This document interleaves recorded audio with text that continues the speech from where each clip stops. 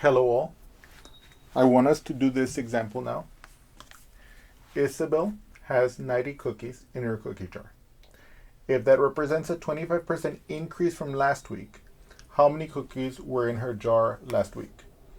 Okay. So what I want you to observe here is that this is a percent increase problem. Okay. And basically the first thing we're going to do is we're going to identify the information that they give us. Okay. So let's do that first. So let's read it again together with our list of what we need to put in.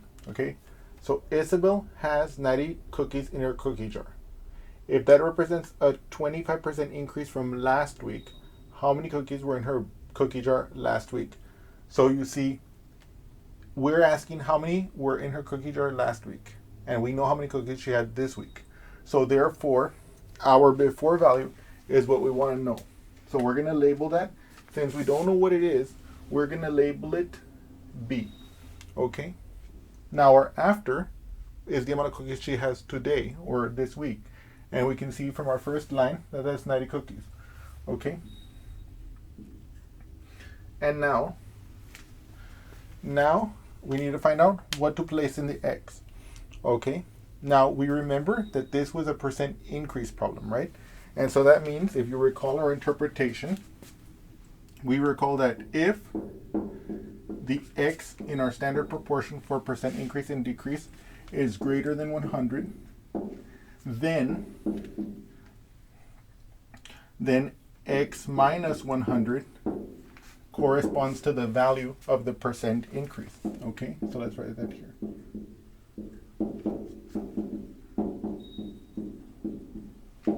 Okay, so since this is true, and since we know that in our particular case we have a 25% increase, we can set this equal to 25. Okay, so that we can find out what the X will be when we set up the proportion, like this. Now I have a number X. Minus 100 equals 25. Well, I'm going to add 100 here. I'm going to add 100 here. And then that's going to give me X equals, what's 100 plus 25?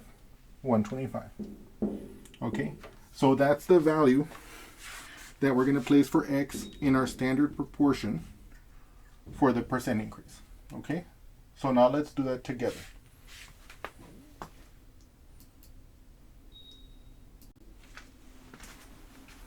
So here we have our standard proportion. Our after value divided by our before value will equal to our X divided by 100. Okay. Now we have listed what our problem gave us, and now we're going to use that to fill in our proportion here. Our after is 90. In our case, that's the number of cookies we have this week. Our before B. Wait, did I just give this problem away? Am I using Isabel as like a code name for myself to prevent myself from admitting how much of a cookie monster I am? Possibly.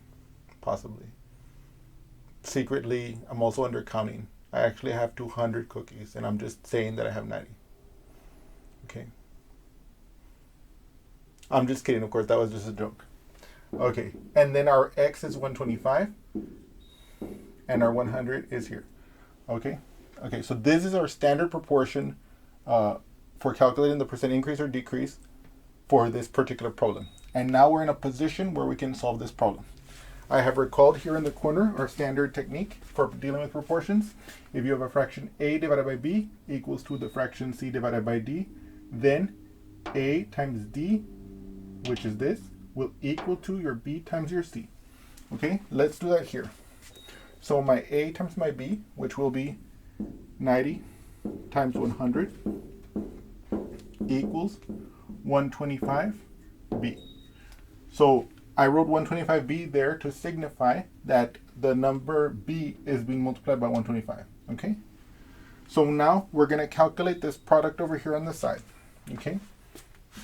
100 times 90. Okay?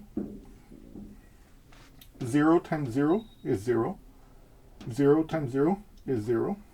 0 times 1, 0. 9 times 0, 9. 0. My God, what an oversight that was. 9 times 0, again that's 0. 9 times 1, 9. So now I'm going to add these up.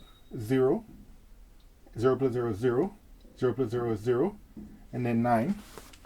So I can see that 90 times 100 is 9,000, okay? That will equal to 125 times B, okay?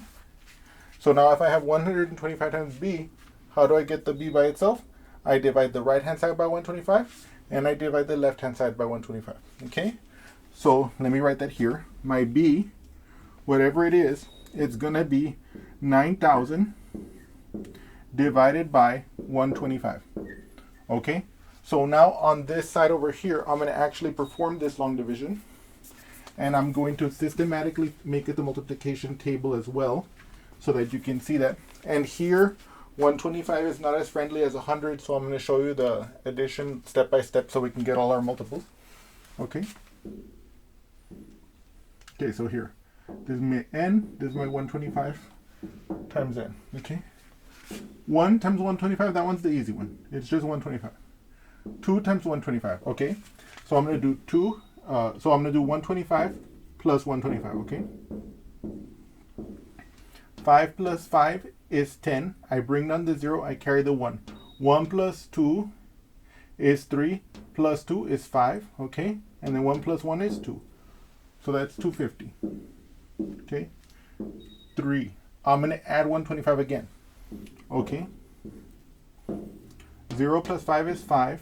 5 plus 2 is 7. 1 plus 2 is 3. So it's 375.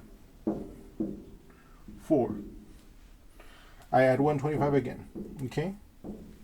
5 plus 5 is 10. I bring down the 0. I carry the 1.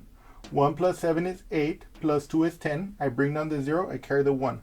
1 plus 3 is 4, plus 1 is 5, okay? So that's 500, okay? Then 5 times that, well, I can add it here. 0 plus 5 is 5, 0 plus 2 is 2, 5 plus 1 is 6, okay? Right, I just added 125 to 500. So the 5 plus the 0 was 5, 2 plus the 0 is 5, 1 plus the 5 was 6. And then I could, yeah, and then let me go over here for the next one. So 625. By the way, I know that you guys might think that this is a little bit long, but I always recommend when you're doing long division to make this table. It's going to help make the long division as painless as possible, because you do this in the beginning, and then when you're doing the long division, you don't have to go back and forth asking how many times a number goes into the particular fraction you're going for, okay? You can just do the problem and you're going to be happy. Okay? Well, we'll see that together right now. Okay? So now, 5 plus 5, that's 10. So I bring down my 0 and I carry my 1. 1 plus 2 is 3, plus 2 is 5. Okay? And then 6 plus 1 is 7. So this is 750. Okay? Then I add 125 to this. What you see here again is that we're taking advantage of the fact that multiplication is repeated addition, and that how do you call it? And that therefore, like, we can do the multiplication table like this. We do this work once, and then it'll help us do the long division much more cleanly. You'll see that right now. But so yeah. So 5 plus 5 is 10. I bring down my 0, I carry my 1. 1 plus 7 is 8. 9, 10 when I add the 2. So I bring down my 0 again, carry the 1. 1 plus 8 is 9. 9 plus 1 is 10. Okay, so that's 1,000. And now I just add 125 again. So 1,125. Okay? Okay. So now I'm in a position to do the long division. Okay?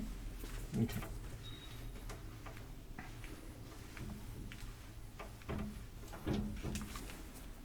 And of course, if you were doing this with a calculator, the most important part of this setup here, because of course at this point, if you were using a calculator, you could just plug this in and get the result right away. But I'm going through this as well so that if you don't have a calculator, you can feel 100% confident that you can solve this problem. Okay. So we know that when we have the numerator divided by a denominator like this, This denominator goes outside the house, so the 125 will be out here, okay? And the 9,000 goes on the inside of the house, like this, okay? So then I ask myself, you know, can 125 go into 9? Of course not, right? Can 125 go into 90? No. Can 125 go into 900? Aha, it can. And in fact, look at this. We made this table. We know immediately, aha, it can go in no more than 7 times. Right? So I put the 7 over the 0 at the end of the 900 because I had to ask how many times 125 went into 900. So now the 7 times the 125 gives me 875. So 7 times 125 is 875.